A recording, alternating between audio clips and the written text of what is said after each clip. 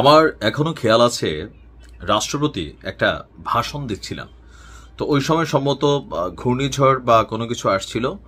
তো পাশ থেকে ওনাকে একজন আর্মি অফিসার বলছিল যে স্যার ঘূর্ণিঝড় আসছে। তো তিনি এতটাই সাহসী হাসতে হাসতে বলছিলেন আমি নিজেই তো সাইক্লোন, তুফান, তারপর হচ্ছে কি জানি সুনামি, আগাগোড়া মানে পা থেকে মাথা পর্যন্ত কলিজায় ভরপুর কিন্তু আমাদের বর্তমান রাষ্ট্রপতি শাহাবুদ্দিন ওরফে চুপ্পু সাহেব।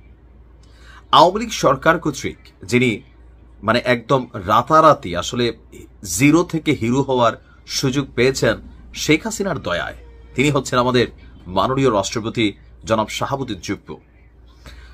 তো এই যে গত এক বছর রাষ্ট্রপতি শাহাবুদ্দিন চুপ্পুর উপর ঝড় বয়েছে, সাইক্লোন, টর্নেডো, অনেক কিছু বয়ে গেছে, তবে বিএনপির কারণে কোথাও না কোথাও তিনি কিন্তু তার এই পথটাতে এখনো আসীন আছেন।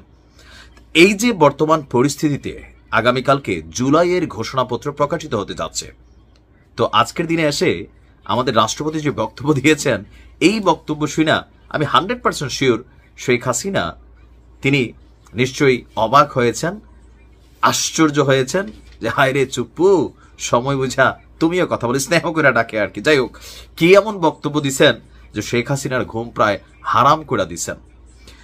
রাষ্ট্রপতি শাহাবুদ্দিন চুপ্পু বলছেন জুলাই গণ অভ্যুত্থান ছিল দীর্ঘদিনের বঞ্চনা, দুঃশাসন, দুর্নীতি, লুটপাট, গুম, খুন, অপহরণ, ভোটাধিকার হরণ সহ সব ধরনের অত্যাচার, নিপীড়নের বিরুদ্ধে তরুণ প্রজন্ম এবং আপামর জনতার ক্ষোভের বিস্ফোরণ। এই প্রত্যেকটা ওয়ার্ড কিন্তু বাস্তব।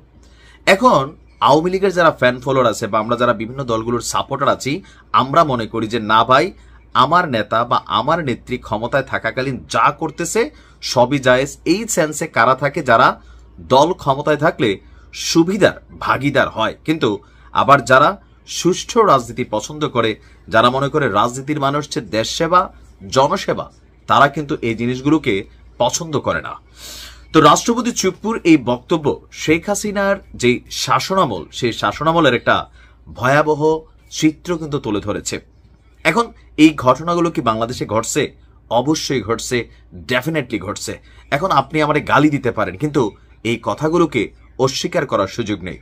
রাজনৈতিক প্রতিহিংসার যেই মানে রূপরেখা আওয়ামী লীগের 15 বছরে আমরা দেখেছি, গত এক বছরেও এই রূপরেখা কিন্তু কম দেখি নাই যে আওয়ামী লীগ শাসনামলে যারা বিএনপি জামাত করত তাদেরকে রাজনৈতিকভাবে বা সরকারের বিরুদ্ধে যারাই কথা বলতো তাদেরকে সরকারিভাবে রাষ্ট্রীয় যন্ত্র ব্যবহার করে দমন নিপীড়ন করা হতো, পলিটিক্যালি ক্যারিয়ার ধ্বংস করা হতো, যাকে যেভাবে দরকার ওইভাবে সাইজ করা হইতো।